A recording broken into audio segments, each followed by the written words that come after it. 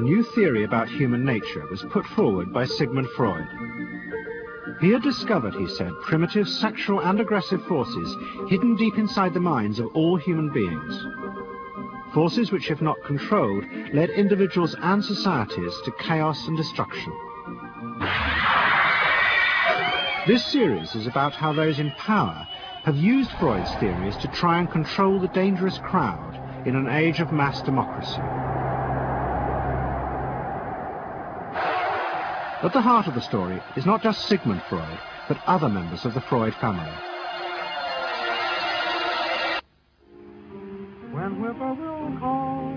This episode is about Freud's American nephew, Edward Bernays.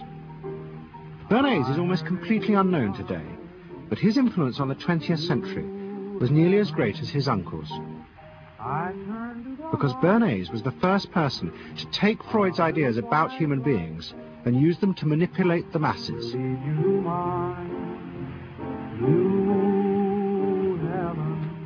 He showed American corporations for the first time how they could make people want things they didn't need by linking mass-produced goods to their unconscious desires. Out of this would come a new political idea of how to control the masses. By satisfying people's inner selfish desires, one made them happy and thus docile. It was the start of the all-consuming self, which has come to dominate our world today.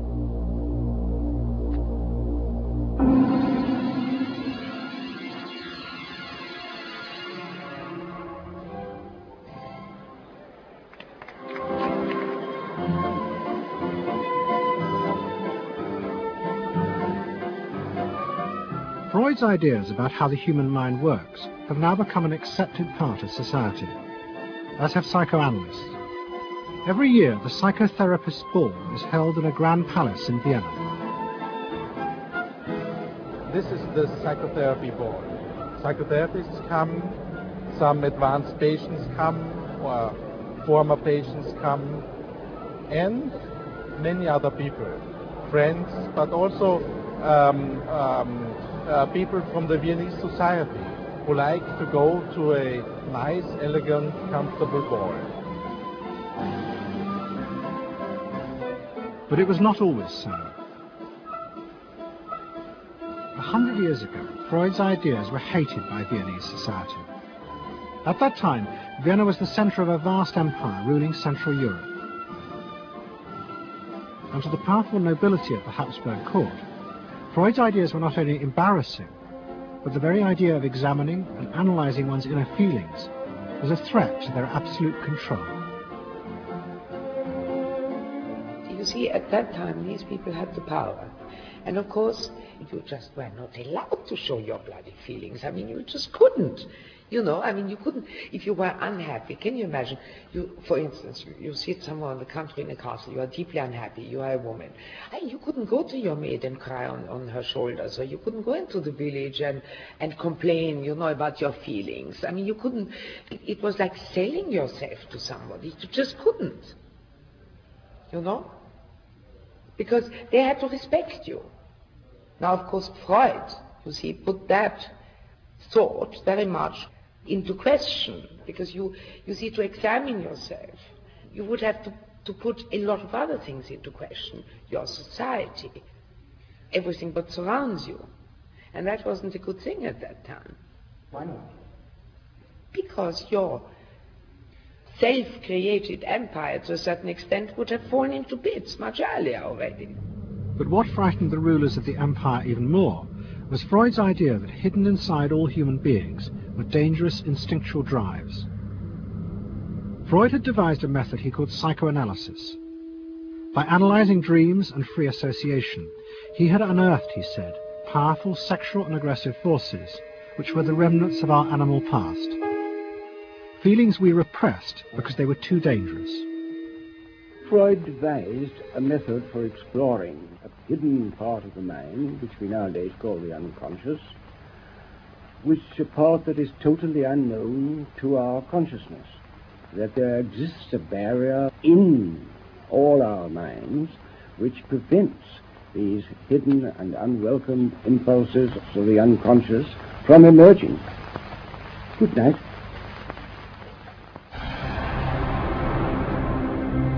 In 1914, the Austro-Hungarian Empire led Europe into war. As the horror mounted, Freud saw it as terrible evidence of the truth of his findings. The saddest thing, he wrote, is that this is exactly the way we should have expected people to behave, from our knowledge of psychoanalysis. Governments had unleashed the primitive forces in human beings, and no one seemed to know how to stop them.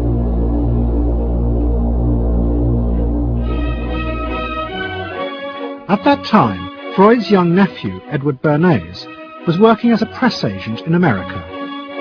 His main client was the world-famous opera singer Caruso, who was touring the United States.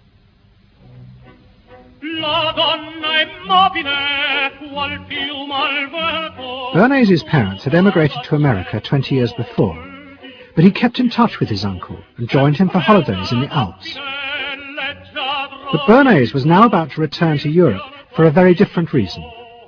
On the night that Caruso opened in Toledo, Ohio, America announced it was entering the war against Germany and Austria. As a part of the war effort, the US government set up a Committee on Public Information, and Bernays was employed to promote America's war aims in the press. The President, Woodrow Wilson, had announced that the United States would fight not to restore the old empires, but to bring democracy to all of Europe. Bernays proved extremely skillful in promoting this idea, both at home and abroad. And at the end of the war, he was asked to accompany the President to the Paris Peace Conference. Then, to my surprise, they asked me to go over with Woodrow Wilson to the peace conference. And at the age of 26, I was in Paris for the entire time of the peace conference that was held in the suburb of Paris, and we worked to make the world safe for democracy. That was a big slogan. Wilson's reception in Paris astounded Bernays and the other American propagandists. Their propaganda had portrayed Wilson as a liberator of the people, a man who would create a new world in which the individual would be free. They had made him a hero of the masses. And as he watched the crowds surge around Wilson, Bernays began to wonder whether it would be possible to do the same type of mass persuasion, but in peacetime. When I came back to the United States, I decided that if you could use propaganda for war, you could certainly use it for peace. And propaganda got to be a bad word because of the Germans using it. So what I did was to try to find some other words. So we found the word Council on Public Relations. Bernays returned to New York and set up as a public relations counsel in a small office off Broadway. It was the first time the term had ever been used. Since the end of the 19th century, America had become a mass industrial society, with millions clustered together in the cities. Bernays was determined to find a way to manage and alter the way these new crowds thought and felt. To do this, he turned to the writings of his uncle Sigmund. While in Paris, Bernays had sent his uncle a gift of some Havana cigars. In return, Freud had sent him a copy of his general introduction to psychoanalysis. Bernays read it, and the picture of hidden irrational forces inside human beings fascinated him. He wondered whether he might make money by manipulating the unconscious.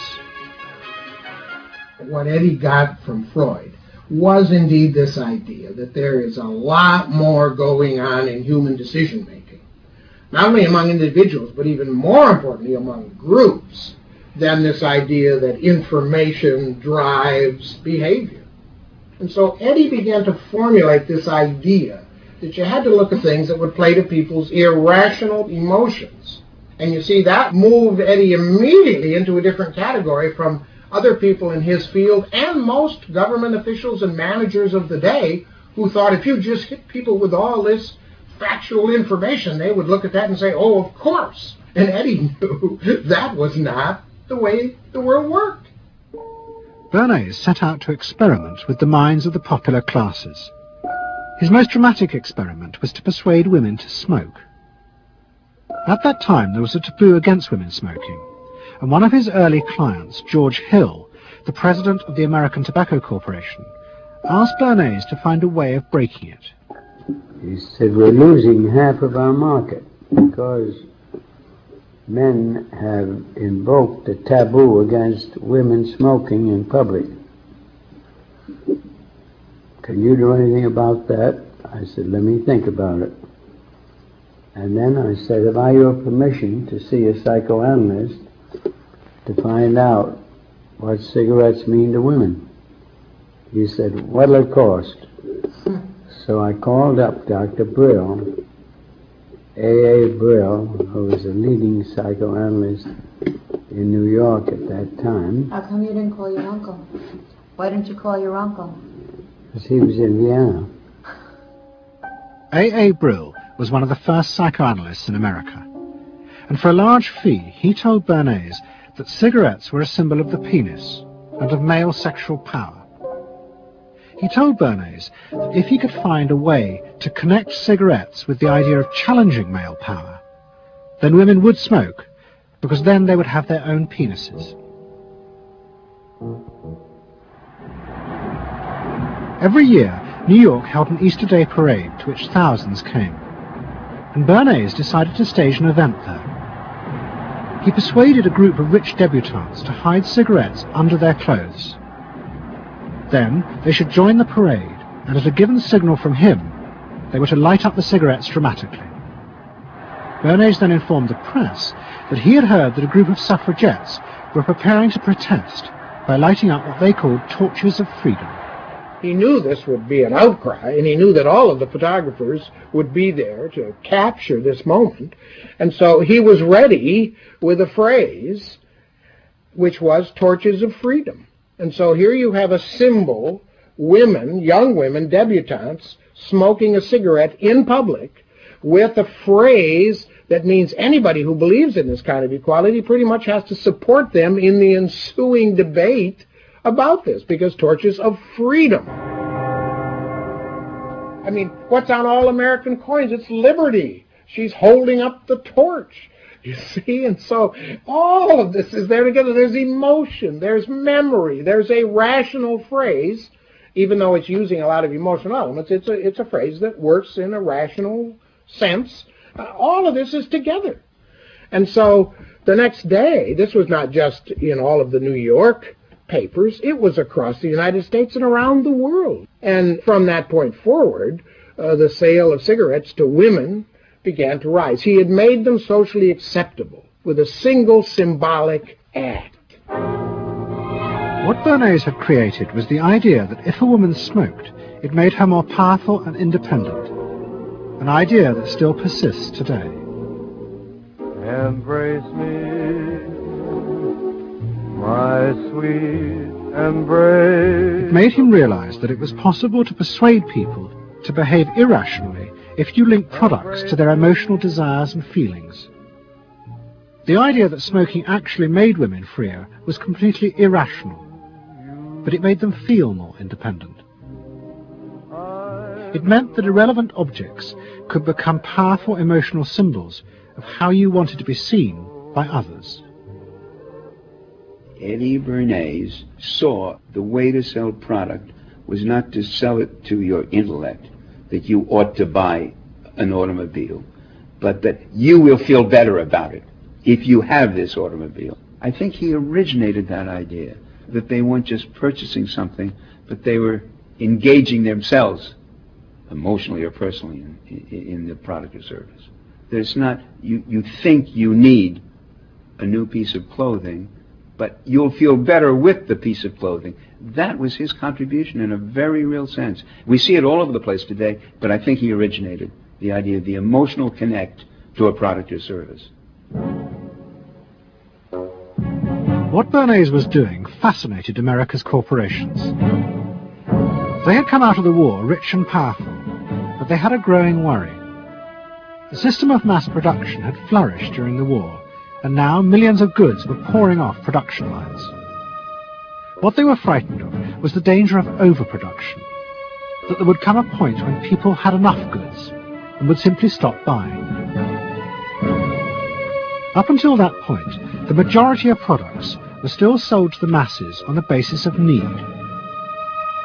While the rich had long been used to luxury goods, for the millions of working-class Americans, most products were still advertised as necessities. Goods like shoes, stockings, even cars were promoted in functional terms for their durability. The aim of the advertisements was simply to show people the product's practical virtues, nothing more.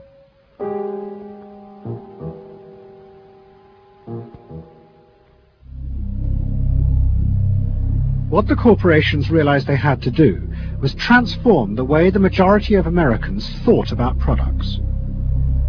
One leading Wall Street banker, Paul Mazur of Lehman Brothers, was clear about what was necessary. "We must shift America," he wrote, "from a needs to a desires culture. People must be trained to desire, to want new things even before the old have been entirely consumed. We must shape a new mentality in America. Man's desires must overshadow his needs." Prior to that time, there was no American consumer. There was the American worker, and there was the American owner, and they manufactured and they saved and they ate what they had to, and the people shopped for what they needed. And while the very rich may have bought things they didn't need, most people did not. And Mazur envisioned a break with that, where you would have things that you didn't actually need, but you wanted, as opposed to needed. And the man who would be at the center of changing that mentality for the corporations was Edward Bernays. Bernays really is the guy within the United States, more than anybody else, who sort of brings to the table psychological theory as something that is an essential part of how, from the corporate side, of how we are going to appeal to the masses effectively, and the whole sort of merchandising establishment and sales establishment is ready for Sigmund Freud. I mean, they are ready for understanding what motivates the human mind. And so that there's this real openness to Bernays' techniques being used to sell products to the masses. Beginning in the early 20s, the New York banks funded the creation of chains of department stores across America. They were to be the outlets for the mass-produced goods, and Bernays' job was to produce the new type of customer. Bernays began to create many of the techniques of mass consumer persuasion that we now live with. He was employed by William Randolph Hearst to promote his new women's magazines, and Bernays glamorized them by placing articles and advertisements that linked products made by others of his clients to famous film stars like Clara Bow, who was also his client. Bernays also began the practice of product placement in the movies, and he dressed the stars at the film's premieres with clothes and jewelry from other firms he represented. He was, he claimed, the first person to tell car companies they could sell cars as symbols of male sexuality. He employed psychologists to issue reports that said products were good for you, and then pretended they were independent studies. He organized fashion shows in department stores and paid celebrities to repeat the new and essential message: you bought things not just for need, but to express your inner sense of yourself to others. There's a psychology of dress. Have you ever thought about it? How it can express your character? You all have interesting characters, but some of them are all hidden. I wonder why you all want to dress always the same, with the same hats and the same coats. I'm sure all of you are interesting and have wonderful things about you, but looking at you in the street, you all look so much the same. And that's why I'm talking to you about the psychology of dress. Try and express yourselves better in your dress. Bring out certain things that you think are hidden. I wonder if you've thought of this angle of your personality. I'd like to ask you some questions. Why do you like short skirts? Oh, because there's more to see. More to see, eh? What good does that do you? It makes you more attractive. It does? In 1927, an American journalist wrote, "A change has come over our democracy. It is called consumptionism. The American citizen's first importance to his country is now no longer that of citizen, but that of consumer." The growing wave of consumerism helped in turn to create a stock market boom. And yet again, Edward Bernays became involved, promoting the novel idea that ordinary people should buy shares, borrowing money from banks he also represented. And yet again, millions followed his advice. He was uniquely knowledgeable about how people in large numbers are going to react to products and ideas and so on. But in political terms, if he were to go out, so I can't imagine that he could get 3 people to stand and listen. Wasn't particularly articulate, was a kind of funny looking, and didn't have any sense of reaching out for people one-on-one. None at all. He didn't think about people in groups of one, thought about people in groups of thousands. So I would have nothing to do with it. Hello? Bernays soon became famous as the man who understood the mind of the crowd, and in 1924 the President contacted him. President Coolidge was a quiet, taciturn man and had become a national joke. The press portrayed him as a dull, humorless figure. Bernays' solution was to do exactly the same as he had done with products. He persuaded 34 famous film stars to visit the White House. And for the first time, politics became involved with public relations. And I lined up these 34 people, and I'd say, "What's your name?" He'd say, "Al Jolson." I'd say, "Mr. President, Al Jolson." Next day, every newspaper in the United States had a front page story. President Coolidge entertains actors at White House. And the Times had a headline which said, "President nearly laughed." And everybody was happy. But while Bernays became rich and powerful in America, in Vienna his uncle was facing disaster. Like much of Europe, Vienna was suffering an economic crisis and massive inflation, which wiped out all of Freud's savings. Facing bankruptcy, he wrote to his nephew for help. Bernays responded by arranging for Freud's works to be published for the first time in America, and began to send his uncle precious dollars, which Freud kept secretly in a foreign bank account. He was Freud's agent, if you will, to get his books published. Well, of course, once the books were being published, Eddie couldn't help himself but promote these books, see that everybody read them, make them controversial, emphasize the fact that, do you know what Freud says about sex and what he says cigarettes are a symbol of and so on and so forth? How do you suppose all those stories got out? Certainly the academics weren't spreading these around the country. Eddie Bernays was. Then, when Freud became accepted, well then, of course, to go to a client and say, "Well, Uncle Siggy," see, then that had some cachet. But notice there, first Eddie created Uncle Siggy in the U.S., made him acceptable, secondly, and thirdly, then capitalized on Uncle Siggy. Typical Bernays performance. Bernays also suggested that Freud promote himself in the United States. He proposed his uncle write an article for Cosmopolitan, a magazine that Bernays represented, entitled "A Woman's Mental Place in the Home." Freud was furious. Such an idea, he said, was unthinkable. It was vulgar, and anyway, he hated America. Freud was now becoming increasingly pessimistic about human beings. In the mid-20s, he retreated in the summers to the Alps, sometimes staying in an old hotel, the Pension Moritz in Berchtesgaden. It is now a ruin. Freud began to write about group behavior, about how easily the unconscious aggressive forces in human beings could be triggered when they were in crowds. Freud believed he had underestimated the aggressive instincts in human beings. They were far more dangerous than he had originally thought. After World War I, Freud was basically a pessimist.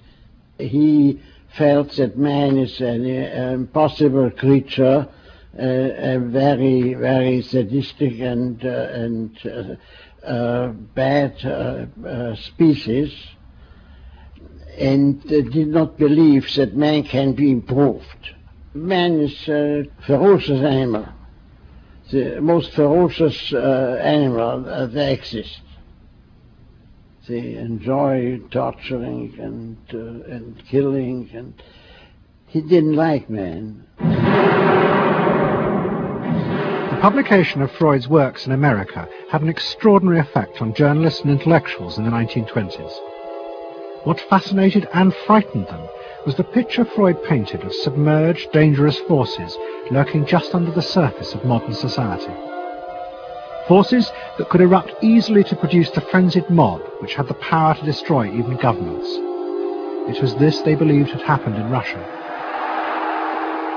To many, this meant that one of the guiding principles of mass democracy was wrong. The belief that human beings could be trusted to make decisions on a rational basis. The leading political writer, Walter Lippmann, argued that if human beings were in reality driven by unconscious, irrational forces, then it was necessary to rethink democracy. What was needed was a new elite who could manage what he called the bewildered herd.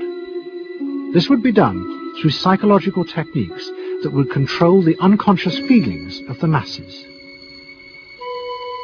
So here you have Walter Lippmann, probably the most influential political thinker in the United States, who is essentially saying that the basic mechanism of the mass mind is unreason, is irrationality, is animality. He believes that the mob in the street, which is how he sees ordinary people, are people who are driven not by their minds but by their spinal cords.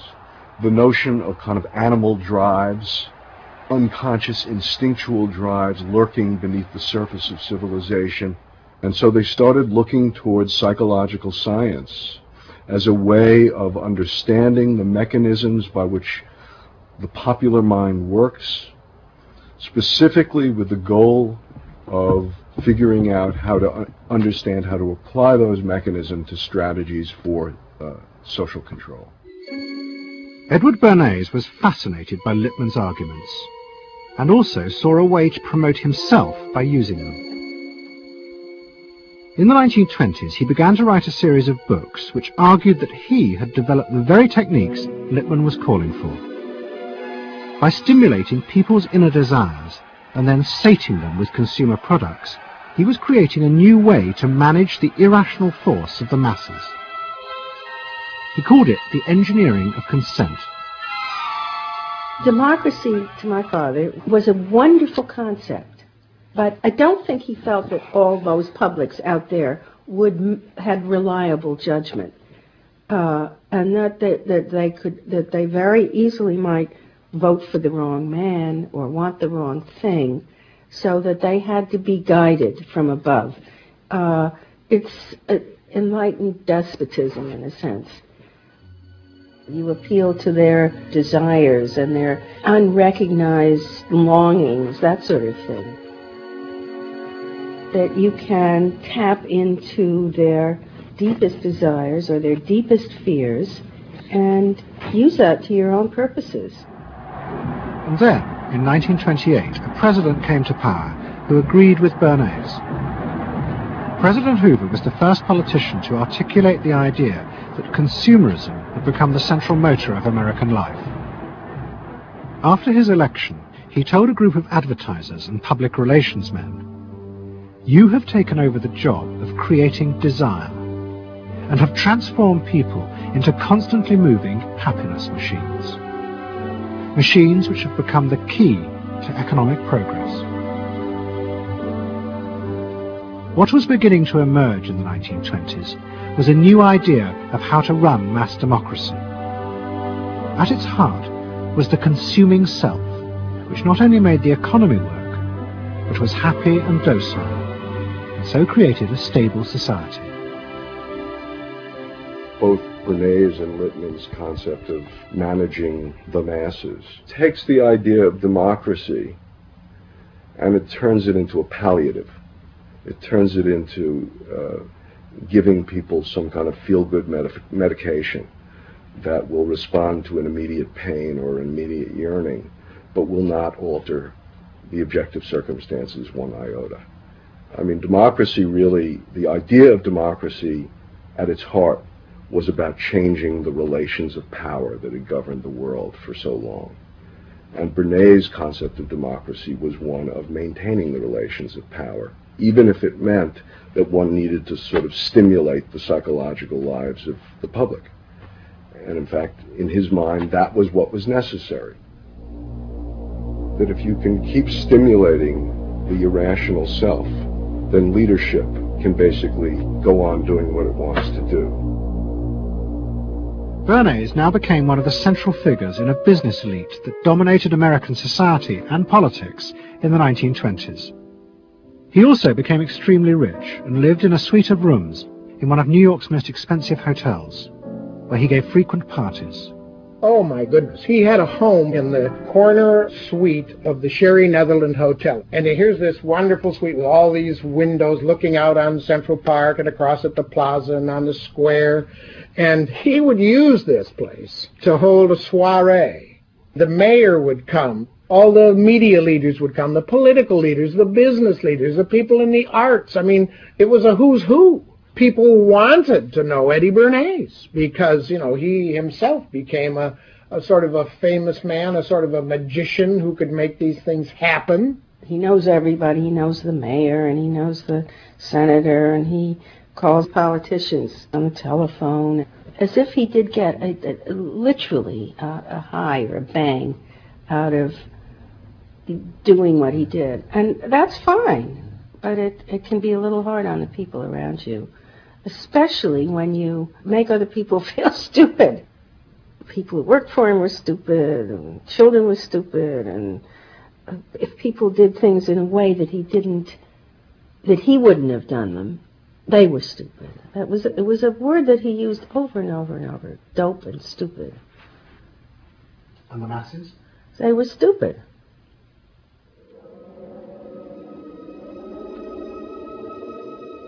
But Bernays' power was about to be destroyed dramatically, and by a type of human irrationality he could do nothing to control. At the end of October 1929, Bernays organized a huge national event to celebrate the 50th anniversary of the invention of the light bulb. President Hoover, the leaders of major corporations, and bankers like John D. Rockefeller were all summoned by Bernays to celebrate the power of American business. But even as they gathered, news came through that shares on the New York Stock Exchange were beginning to fall catastrophically. Throughout the 1920s, speculators had borrowed billions of dollars. The banks had promoted the idea that this was a new era where market crashes were a thing of the past. But they were wrong. What was about to happen was the biggest stock market crash in history. Investors had panicked and begun to sell in a blind, relentless fury that no reassurance by bankers or politicians could halt. And on the 29th of October 1929, the market collapsed.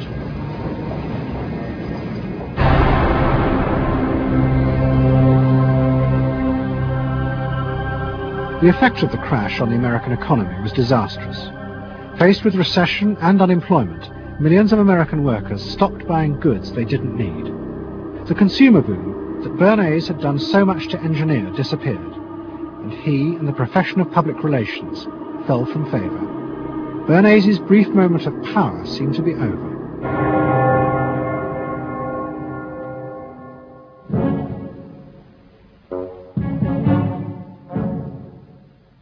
The effect of the Wall Street crash on Europe was also catastrophic. It intensified the growing economic and political crisis in the new democracies. In both Germany and Austria, there were violent street battles between the armed wings of different political parties.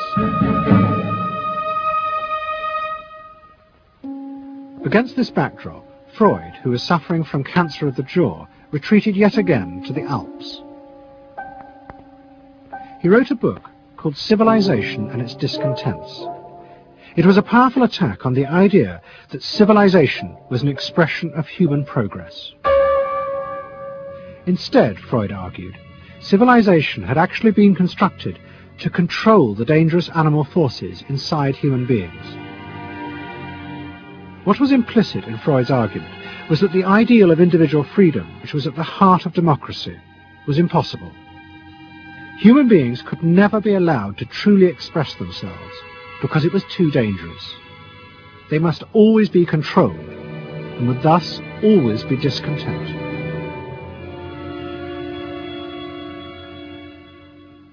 Man doesn't want to be civilized, and he is, civilization brings discontent, but it's necessary to survive. Otherwise he couldn't survive. So he must be discontent, because this would be the only way to keep him within limits. But what did Freud think about the idea of the equality of man? He didn't believe in it. We had 32 parties, and Hitler said, before those parties don't vanish, there is no Germany. That's true. You can't have 32 parties. And so they felt, this one person will put an end to this comedy. Freud was not alone in his pessimism. Politicians like Adolf Hitler emerged from a growing despair in the 1920s about democracy. The Nazis were convinced that democracy was dangerous because it unleashed a selfish individualism, but didn't have the means to control it. Hitler's party, the National Socialists, stood in elections, promising in their propaganda that they would abandon democracy because of the chaos and unemployment it led to. Die Parteien versprachen den Himmel auf Erden.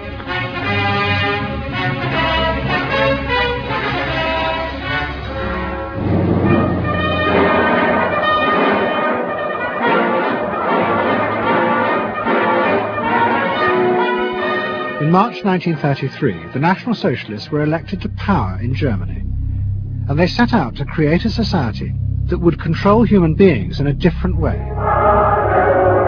One of their first acts was to take control of business. The planning of production would in future be done by the state.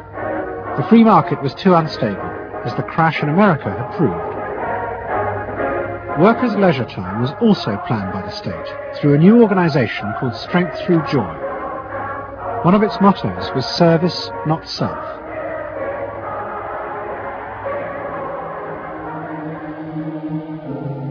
But the Nazis did not see this as a return to an old form of autocratic control. It was a new alternative to democracy, in which the feelings and the desires of the masses would still be central, but they would be channeled in such a way as to bind the nation together. The chief exponent of this was Joseph Goebbels, the Minister of Propaganda.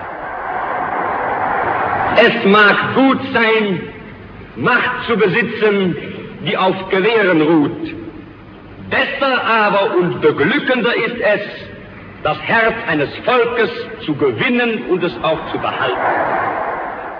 Goebbels organized huge rallies, whose function, he said, was to forge the mind of the nation into a unity of thinking, feeling, and desire. One of his inspirations, he told an American journalist, was the writings of Freud's nephew, Edward Bernays.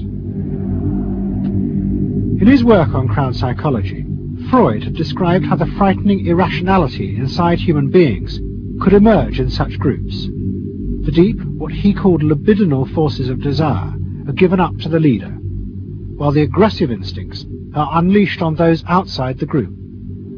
Freud wrote this as a warning, but the Nazis were deliberately encouraging these forces because they believed they could master and control them. Well, Freud was saying that masses are bound by libidinal forces. They love each other and delegate their ideas and their feelings to the chap on top.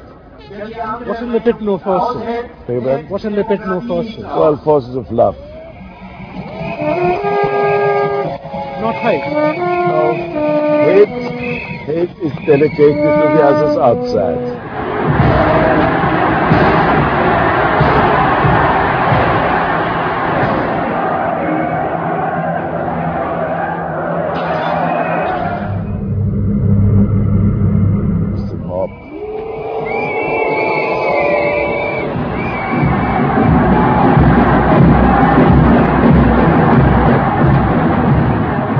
I could see from afar, looking up Wilhelmstraße towards unter den Linden, how those 100,000 of people, when they passed Hitler, they just became completely delirious. They began to shout these cries I will never get out of my ears. Heil, Sieg, Heil, they melted. And here I got confirmation how those irrational forces, uncontrollable forces in Germany, in the Germans, had erupted, had broken out, were running wild, were departing, marching on.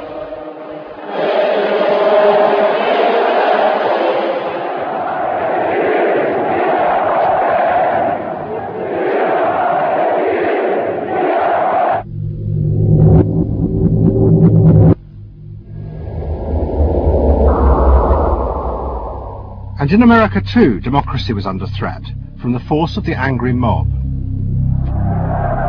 The effect of the stock market crash had been disastrous. There was growing violence as an angry population took out their frustration on the corporations who were seen to have caused this disaster.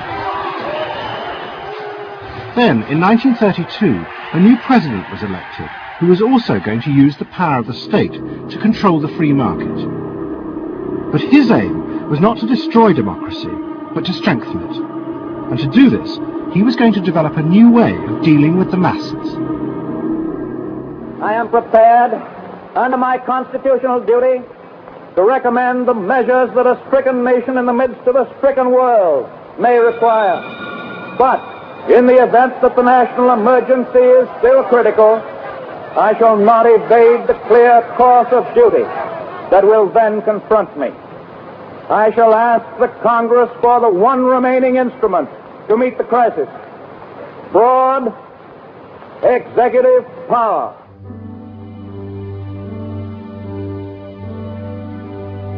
It was the start of what would become known as the New Deal. Roosevelt assembled a group of young technocrats and planners in Washington. He told them that their job was to plan and run giant new industrial projects for the good of the nation. Roosevelt was convinced that the stock market crash had shown that laissez-faire capitalism could no longer run modern industrial economies.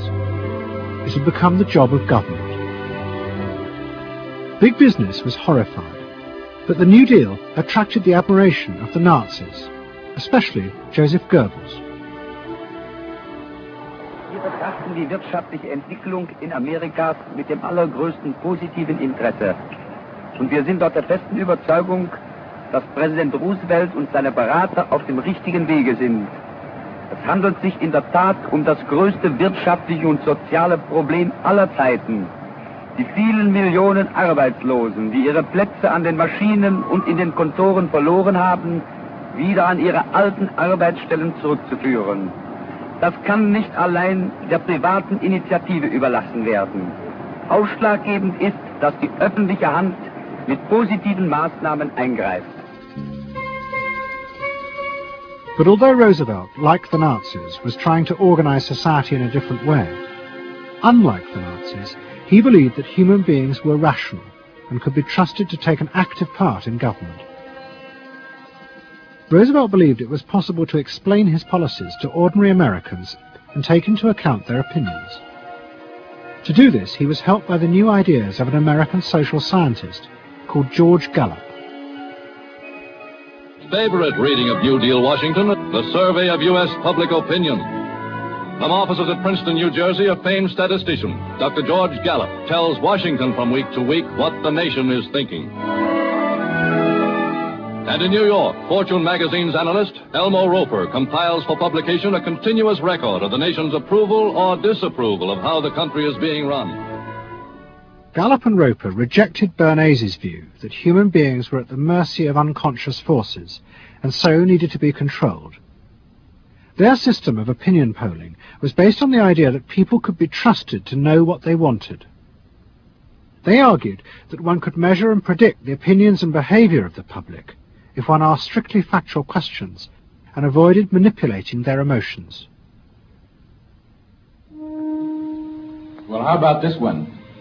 Do you think Franklin D. Roosevelt's New Deal has been bad for the nation in general?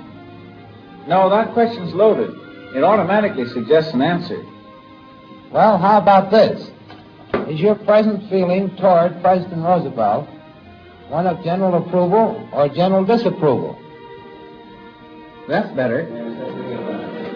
Prior to scientific polling, the view of many people was that you couldn't trust public opinion. It was irrational, that it was ill-informed, chaotic, unruly, and so forth. And so that opinion should be dismissed. But with scientific polling, I think it established very clearly that people are rational, that they do make good decisions, and this offers democracy a chance to be truly informed by the public, giving everybody a voice in the way the country is run.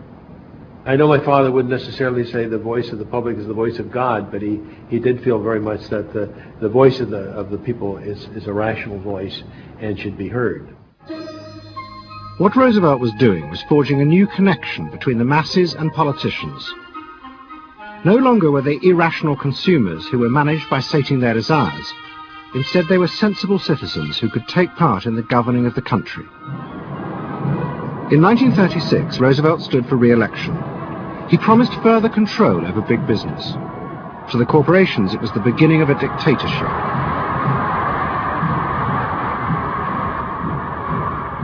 Roosevelt interferes with private enterprise and is running the country into debt for generations to come. The way to get recovery is to let business alone.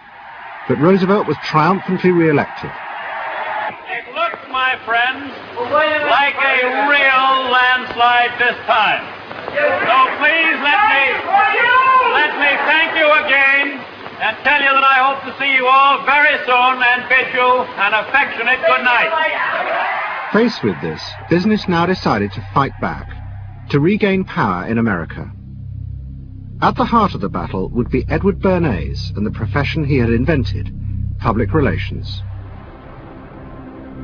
Following that election, business people start to get together and start to carry on discussions, primarily in private, and they start talking to each other about the need to sort of carry on ideological warfare against the New Deal and to sort of reassert the sort of connectedness between the idea of democracy on the one hand and the idea of privately owned business on the other.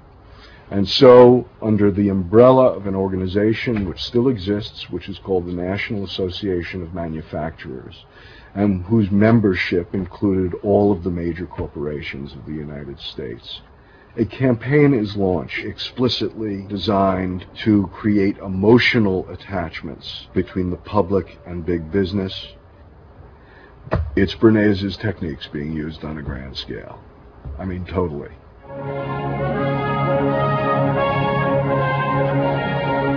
The General Motors Parade of Progress, traveling the high roads and byroads of America, bringing to millions of Americans in their own hometown the fascinating story behind modern industry, showing... The campaign set out to show dramatically that it was business, not politicians, who had created modern America. A better mode of living for all of us.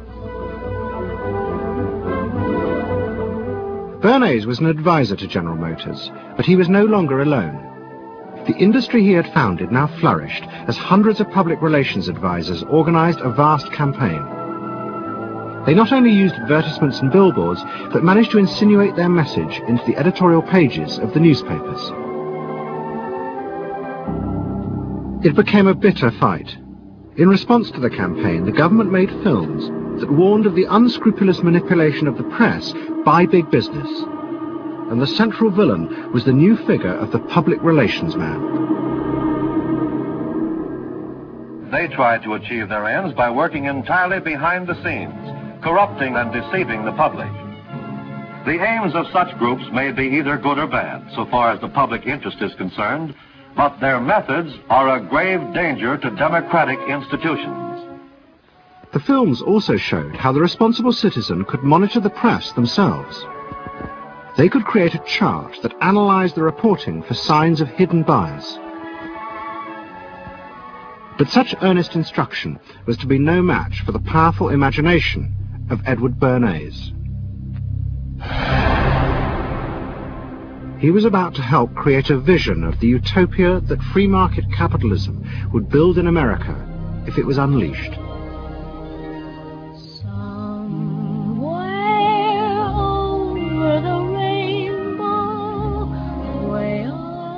In 1939, New York hosted the World's Fair. Edward Bernays was a central advisor. He insisted that the theme be the link between democracy and American business.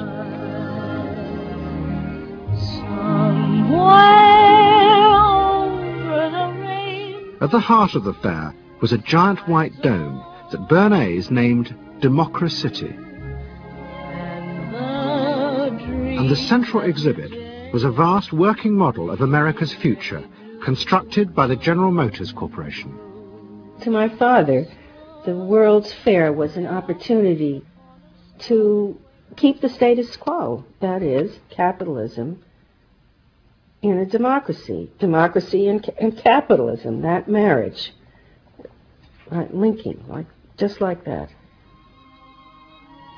He did that by manipulating people and getting them to think that you couldn't have real democracy in anything but a capitalist society, which was capable of doing anything, of creating these wonderful highways, of making, moving pictures inside everybody's house, of telephones that didn't need cords, of sleek roadsters. I mean, it was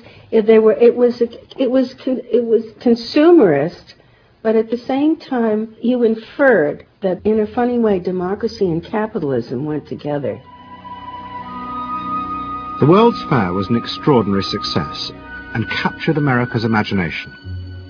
The vision it portrayed was of a new form of democracy, in which business responded to people's innermost desires in a way politicians could never do. But it was a form of democracy that depended on treating people not as active citizens as Roosevelt did, but as passive consumers. Because this, Bernays believed, was the key to control in a mass democracy. It's not that the people are in charge, but that the people's desires are in charge. The people are not in charge. The people exercise no decision-making power within this environment. So democracy is reduced from something which assumes an active citizenry to the idea of the public as passive consumers. Driven primarily by instinctual or unconscious desires, and that if you can in fact trigger those needs and desires, you can get what you want from them. But this struggle between the two views of human beings as to whether they were rational or irrational was about to be dramatically affected by events in Europe. Events that would also change the fortunes of the Freud family. In March 1938, the Nazis annexed Austria. It was called the Anschluss. Hitler arrived in Vienna to an extraordinary outpouring of mass adulation. But even as he drove through the city, behind the scenes, the Nazis were systematically whipping up and unleashing the hatred of the crowd against the enemies of the new Greater Germany. The Anschluss was a kind of explosion of terrible hatred against the enemies, the so-called enemies, or whatever they considered enemies, against the Jews totally, and also against a lot of very decent Austrians who had opposed the Nazis in Austria. They said it's legitimate now, you can do what you want, so they did it. Stealing, robbing and killing, I can't say it otherwise. And human depravity, of course, is always very near to normal behavior. It can change very quickly.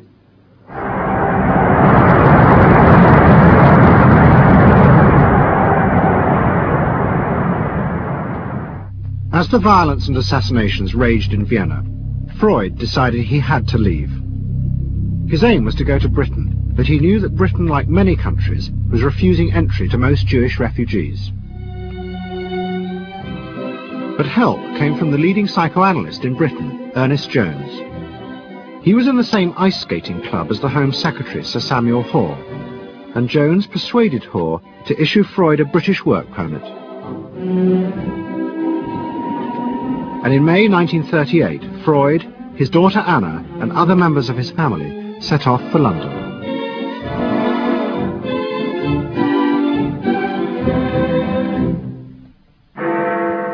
Freud arrived in London as Britain was preparing for war, and he settled with his daughter Anna in a house in Hampstead. But Freud's cancer was now far advanced, and in September 1939, just 3 weeks after the outbreak of war, he died.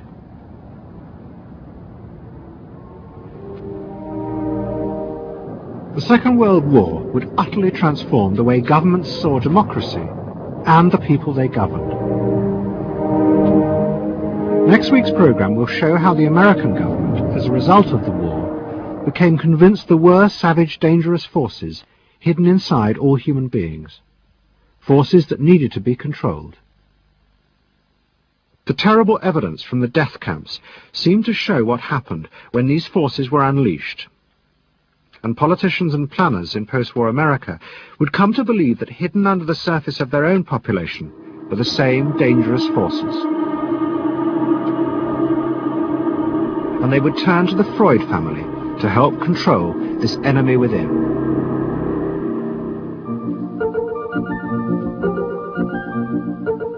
And ever adaptable, Edward Bernays would work not just for the American government, but the CIA. And Sigmund Freud's daughter Anna would also become powerful in the United States, because she believed that people could be taught to control the irrational forces within them. Out of this would come vast government programs to manage the inner psychological life of the masses.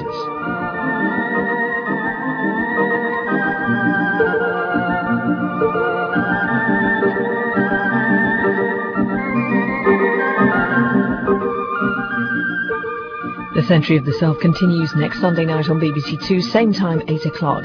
Tonight, the final part of SAS next.